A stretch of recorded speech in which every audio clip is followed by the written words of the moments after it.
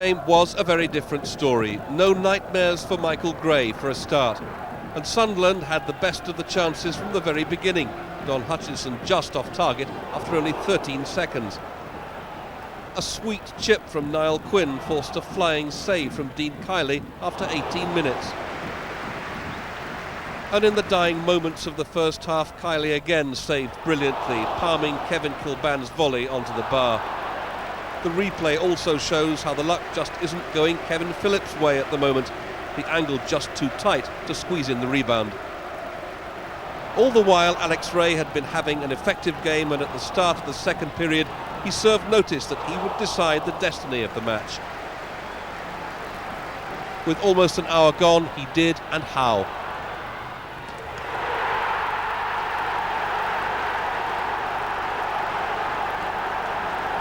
Though Alan Kirbishley claimed a foul on Johannson at the start of the move, he admitted the finish was pretty conclusive.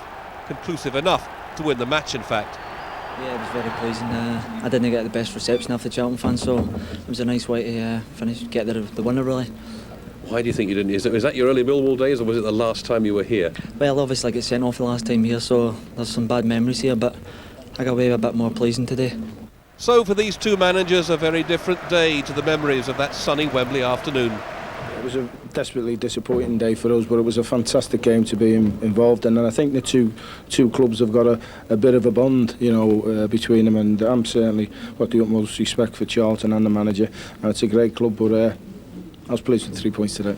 Well, I don't think anybody our football club was going to get carried away with the start we've had. We know that it's going to be a long season. It always is, and we just have to get on with it. And we've got some great games coming up, and we'll be looking forward to them. I think that the starters give us a bit of a platform. Now we've got to move on from there.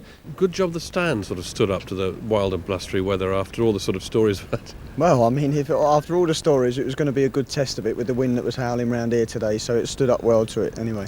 Now, is Charlton going to stand up well to the pressure of the rest of the Premiership season? People will be looking at you, won't they? They'll say, right, the home record's gone, now let's see what they're made of. Yeah, I mean, but in fairness to the lads here, I mean, if we've lost a game, we've pretty much bounced back straight away and got at least another point on the board in the next game. Now that is going to be very difficult at Anfield, and then the game after we've got Man United here as well. So we know that this is probably the sternest test we've faced this season, and we'll see how we react to it.